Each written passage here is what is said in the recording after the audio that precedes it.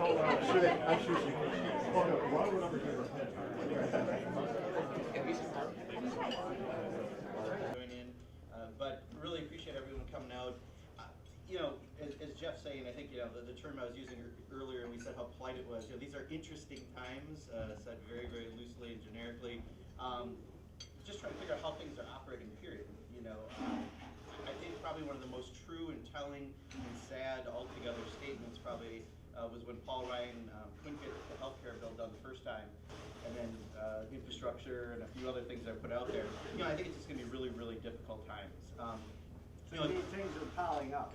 They're definitely piling up, and I think so far you could argue that we've had 5 months of wasted opportunity for the Republicans in that they've been in charge of everything, and you know, now is they've got 40 or 50 hardcore Tea Party people on one side, and on the other side they've got maybe, you know, 10, 12 moderates. They've got 23 people in districts that Hillary Clinton won but have a Republican member, and there's a few other swing districts, and then they have the bulk of the members in between.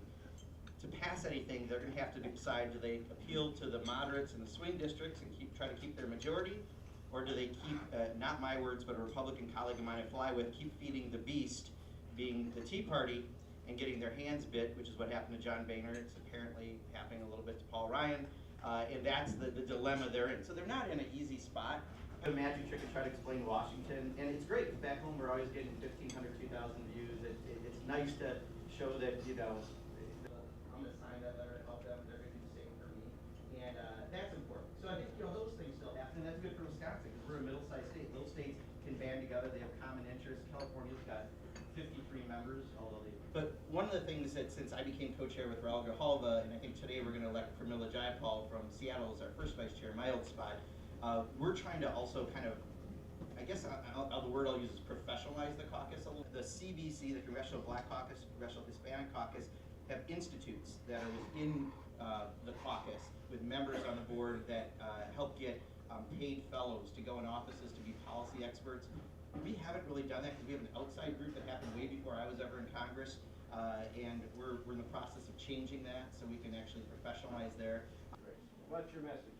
Yeah, so, you know, I think it's the first time we delivered it last Friday. So the Republicans have done a great job of trying to put out the spin that we don't have any kind of beyond that as an issue. But we're going to have to wade through some of these right now. And I think, you know, the bottom line is things were moving in the right direction of the Obama administration. Rolling some of that back is going to be a problem. And you can't have a bathroom law state by state. If someone wants to stand up for Confederate flags, let them. In some areas, it might be a good thing for them, but we can't stop the process because you're afraid of doing your job.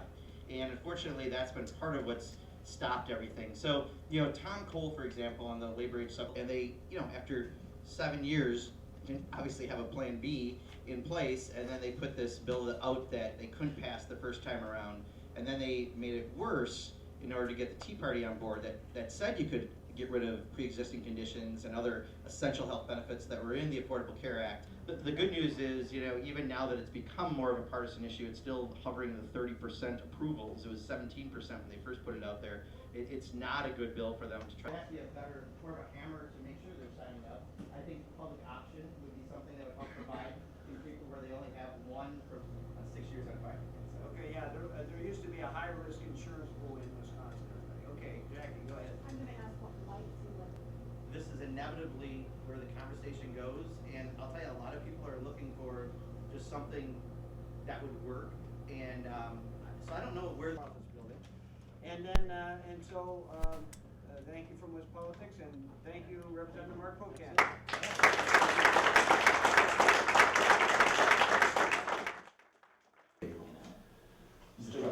I know independence, there's like an independent. So it really isn't up to Puerto Rico, it's up to Congress. Hey guys, Yeah. can I make a comment that I think is a little important? I really appreciate, that make sense? Okay, I appreciate that.